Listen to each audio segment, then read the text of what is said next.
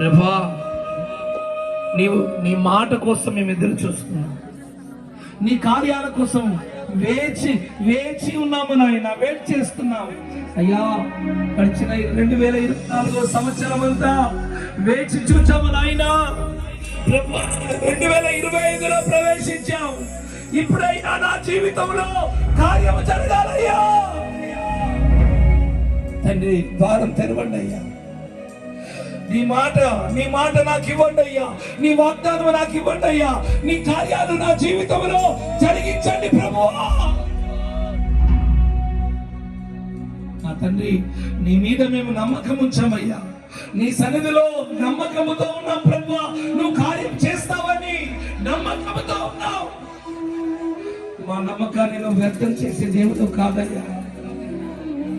మా నమ్మకాన్ని ఎప్పుడు కూడా కాదని దేవుడు